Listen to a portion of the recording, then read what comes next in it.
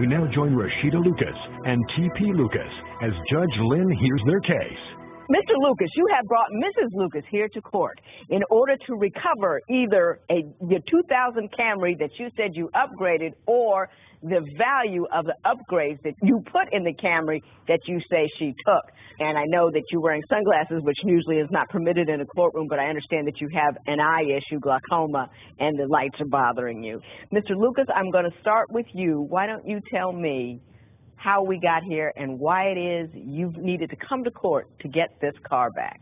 Well, Your Honor, there was nothing wrong. Nothing. You know, everything was normal at my house. Everything was normal? Nothing wrong. Nothing. But she just told me, baby, I'll be back. And she left. You know, this was back in November. Mrs. Lucas? Mr. Lucas says you had a great relationship. Yes, we had a wonderful relationship. Why don't you tell me what was wonderful about it? It was wonderful. We were like best friends. I believe, you know, he's my soulmate. Everything was fine except he was too nice.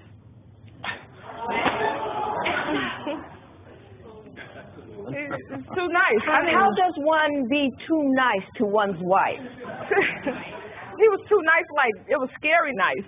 You know, it was like, you know the people that it was like stalkerish nice, like he's too nice. It's too Give me good an example, because I cannot conceive of the world that you have structured for me here. Right, I mean, you know, too nice, like he would say, I love you, and it was like, I was like, okay, I was waiting for the punch, when you gonna kick me? It's scary.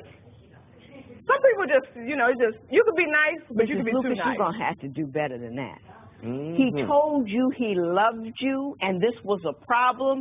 You put up your hands like, when is the punch going to come? You've been married for 5 years. Has he punched you yet? No. He's a he wonderful doesn't man. punch you. He's a wonderful man. Yes, I'm just not so used to that. I love you is too much for you. It's not too much, but you don't have to tell me like twice a week.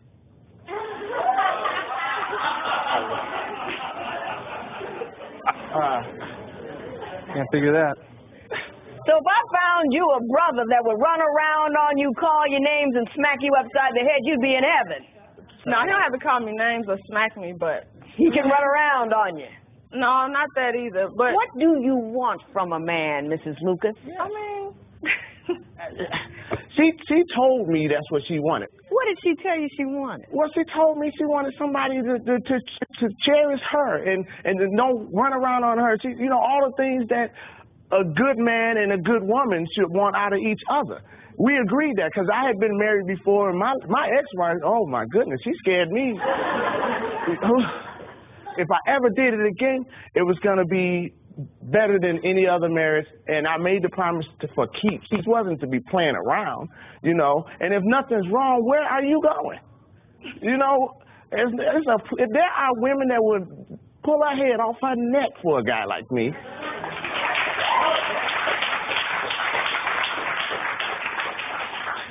I'm going to ask you one more time. He made me gain weight. Okay, how did he make you gain weight? Because, I mean, now the man can cook. Brother can throw down. But he cooked 4-course meals for breakfast, lunch, dinner. 2 o'clock in the morning, if I was hungry, he wouldn't fix me a sandwich. This man would make a whole meatloaf, potatoes and gravy, vegetables, a big stupid cup of Kool-Aid. I go to sleep right on that. Get up in the morning, he done fixed French toast, pancakes, grits, biscuits. So now I'm laying on food, on top of the food I just laid on a couple of hours ago. So your complaint is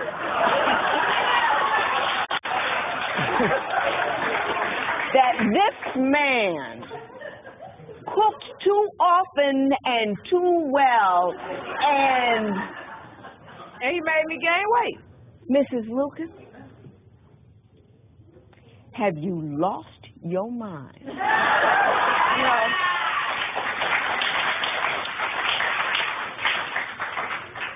I have women coming in here whose men are leaving them because they got too heavy. You got heavy based on his.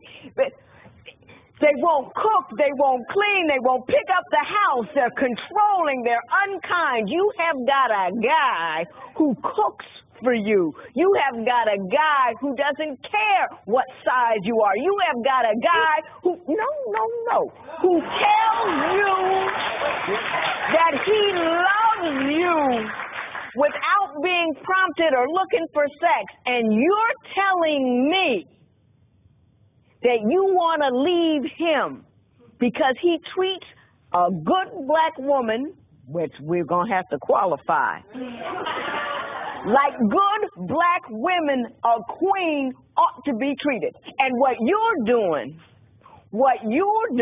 is taking I am a self-centered individual. And I don't appreciate what a man has brought to my table. So I'm going to make up some stupid reason to say what it isn't stupid. And I very rarely say that about anybody. Do I, Joe? I don't say things are stupid. Very rarely, because people have odd points of view. That's okay. But that's stupid. You need to grow up, Mrs. Lucas.